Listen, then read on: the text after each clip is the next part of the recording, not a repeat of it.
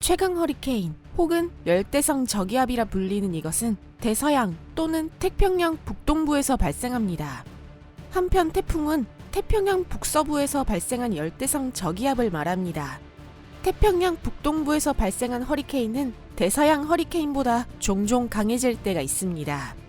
예를 들어 2015년 허리케인 패트리샤의 풍속은 시속 400km, 초속 111m에 달했습니다. 하지만 태평양 북동부에서 발생한 허리케인은 종종 해상으로 나왔다가 그곳에서 사라져버립니다. 여러분, 안녕하세요. 그러나 이 대서양 허리케인은 북아메리카 해양을 향해 인구조밀 지역으로 돌진하여 때때로 역사의 행보에 영향을 미칠 정도의 막대한 파괴를 초래하기도 합니다. 여러분, 여기는 토픽입니다. 이번에는 가장 파괴적인 허리케인 탑6를 소개하겠습니다. 흥미가 가시나요? 그럼 지금 바로 시작합니다.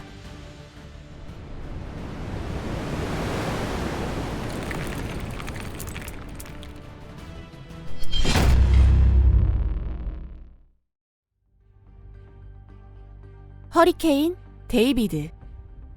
데이비드는 1979년 8월 25일 카보베르데 제도의 남동쪽 1500km에서 발생했고 3일 후에는 최대 풍속이 시속 280km, 초속 78m에 달하며 카리브해에 돌입했습니다. 도미니카 공화국의 데이비드는 역사상 가장 파괴적인 천재지변이었습니다. 허리케인이 일으킨 장대비가 집, 교회, 학교, 그리고 도로 곳곳, 그야말로 마을 전체를 바다로 쓸어내렸습니다. 20만 명 이상의 주민이 집을 잃고 노숙자가 되었습니다. 나라의 농업은 70%가 파괴되었고 심지어 국내 전력 공급 시스템의 70%가 망가지기도 하였습니다. 이 허리케인은 작은 도미니카 공화국에 10억 달러 이상의 손해를 끼쳤습니다.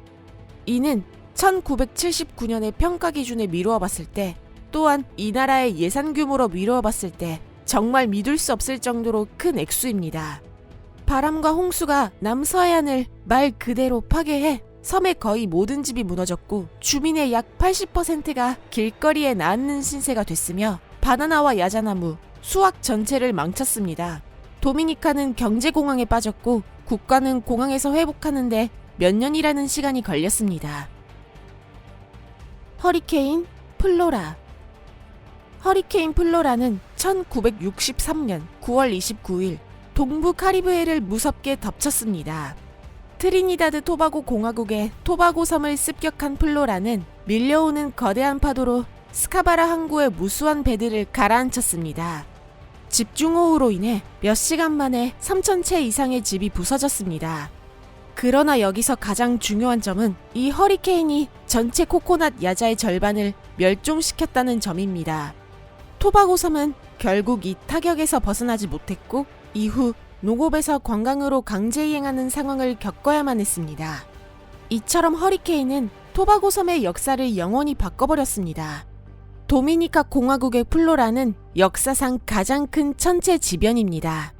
기록적 호우로 발생된 홍수는 엄청난 급류가 되어 섬나라 위를 너무 빠르게 쓸고 갔습니다.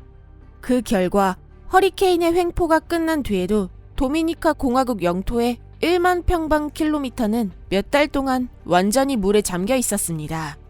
아이티에서는 최대 순간 풍속 시속 240km, 초속 67m의 바람으로 커피 플랜테이션이 거의 남김없이 파괴되었습니다. 허리케인 후 이 나라에서 다음 커피 수확을 재개할 수 있었던 것은 무려 3년이 지난 후였습니다. 또한 허리케인 플로라의 추정 손해액은 7억 달러로 평가되고 있습니다. 최고 기록은 아니지만 재해적 의미로 보았을 때 이 플로라 역시 가장 무서운 허리케인 중 하나인 것은 분명합니다. 허리케인 카트리나. 카트리나는 2005년 8월 뉴올리언스시를 사실상 파괴한 것으로 전 세계에 널리 알려져 있습니다. 뉴올리언스 댐은 홍수에서 도시를 보호해야 했지만 이처럼 강력한 허리케인은 아무도 예상하지 못했습니다. 카트리나가 일으킨 먼 바다에서 밀어닥친 큰 파도는 53개의 댐에 구멍을 냈고 곧 뉴올린스의 거의 모든 것이 물에 잠겼습니다.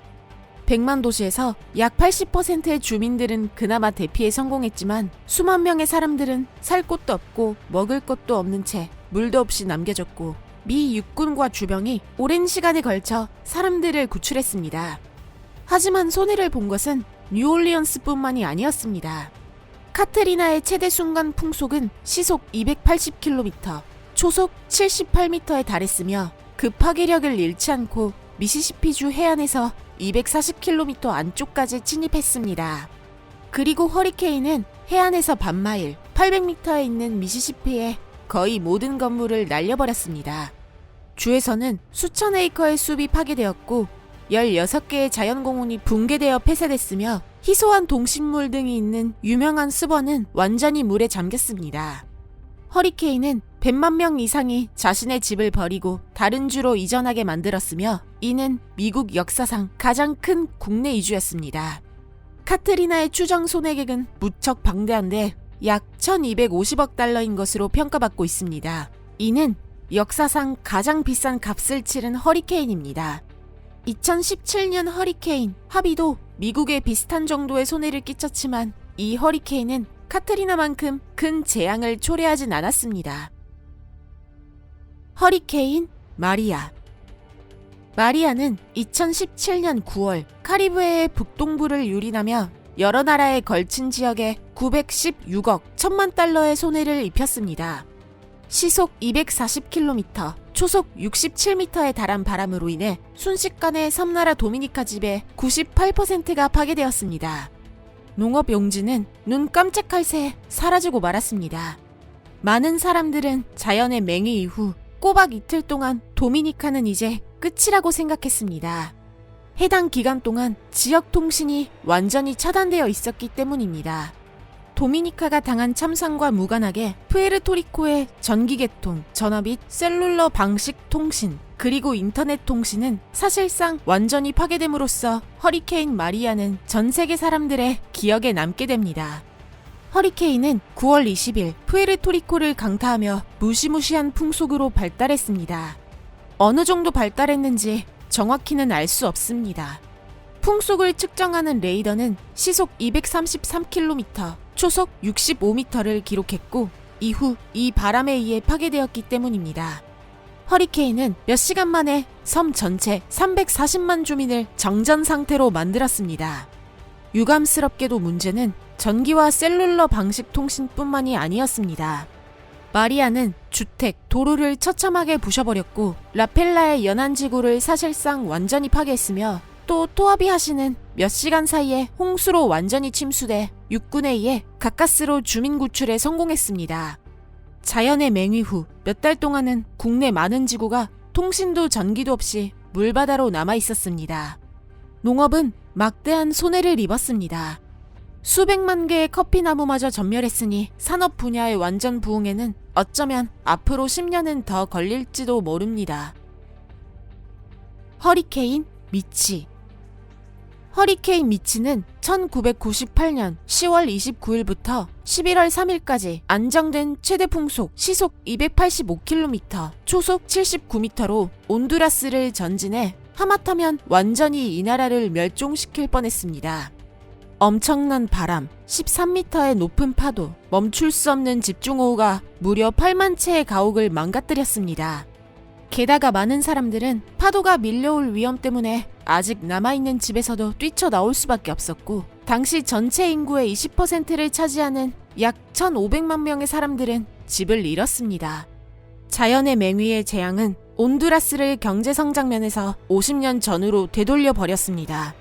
지역을 덮친 미치는 일부 지구에서는 사흘 만에 최소 1.9m라는 반년치의 기록적인 폭우를 이 땅에 퍼부었습니다. 이 수치는 마지막으로 기록된 최고 수치로 이후 우량계는 자연의 맹위에 의해 쓸려 내려가고 말았습니다. 온두라스에 미친 미치의 영향은 전문가들이 강력한 허리케인이 모든 것을 부수는 단순 명료한 재해 중 하나로서 면밀히 연구되고 있습니다. 1780년 대허리케인. 1780년의 대허리케인은 관측사상 최강으로 파괴적이었습니다. 허리케인에 대한 지식의 정확성에 대해 우리는 영국, 프랑스, 그리고 네덜란드 선원들의 도움을 받았습니다. 그 시대에는 미국은 독립을 걸고 싸웠습니다. 그리고 카리브해는 군용선과 무역선으로 시끄러웠습니다. 괴물급인 대허리케인은 10월 10일부터 16일까지 카리브해의 도미니카 공화국과 베네수엘라 사이에 있는 소엔틸리스 제도에서 맹위를 떨쳤습니다. 처음에 허리케인은 못해도 시속 321.9km, 초속 89.4m라는 엄청난 풍속으로 바베이도스를 덮쳤습니다. 이 풍속에 관해서는 어떻게 알게 되었을까요? 바로 허리케인이 나무의 나무 껍질을 벗겨낸 것을 확인했기 때문입니다. 최근 기상학자가 만약 풍속이 시간당 320km, 초속 89m를 넘는다면 이것이 가능하다고 계산했습니다. 이 악몽을 겪은 사람들은 그 허리케인이 한 포를 움직이거나 들어올렸고 또 바람의 포효로 인해 자신의 목소리조차 들리지 않았다고 말했습니다. 바베이도스, 카스트리즈, 마르티니크에서는 바람과 파도에 의해 완전히 모든 건물이 파괴되고 나무들도 다 날아가 버렸습니다. 세인트 루시아에서는 거대한 파도가 모든 집을 쓸어버렸습니다. 세인트 빈센트에서는 600채 건물 중 남은 것은 단 12채였습니다. 버뮤다 제도에서는 약 50척의 배가 얕은 여울에 떠밀려 갔습니다. 그레나다 섬 근처에서는 19척의 네덜란드 배가 파괴되었습니다. 도미니카 남쪽 마르티니크 해안 근처에서는 바람이 40척의 프랑스 배를 습격하며 가라앉혔습니다. 세인트 루시아의 카스트리즈 항구에 불어닥친 파도는 영국의 로드니 제독의 함대를 전멸시켰고 이 사건은 세계사에 영향을 미쳐 함대의 상실과 마찬가지로 북대서양에서 영국 왕실의 영향력이 크게 떨어지는 계기가 되었습니다. 1780년 미국은 지독하게 강렬한 월동을 견디며 살아남았고 군의 전투 능력은 제로가 되었습니다. 만약 영국 함대를 침몰시킨 대허리케인이 오지 않았다면 세계사는 어떻게 전개되었을까요? 아무튼 이런 운명적일 정도의 대참사가 벌어졌었습니다. 이것으로 오늘의 영상을 마치겠습니다. 여러분 끝까지 시청해주셔서 감사합니다. 온갖 자연의 맹위가 악천후가 여러분을 우회해 가기를, 그리고 가장 밝고 기쁜 일만 미래에 영향을 미치기를 진심으로 기원합니다. 여러분과 함께 매번 새로운 사건이나 흥미로운 발견을 할 수 있다는 사실이 영광입니다. 앞으로도 뵙기를 기대하고 있겠습니다. 그럼 잠시 동안 작별입니다. 다음 영상에서 뵙겠습니다. 안녕히 계세요.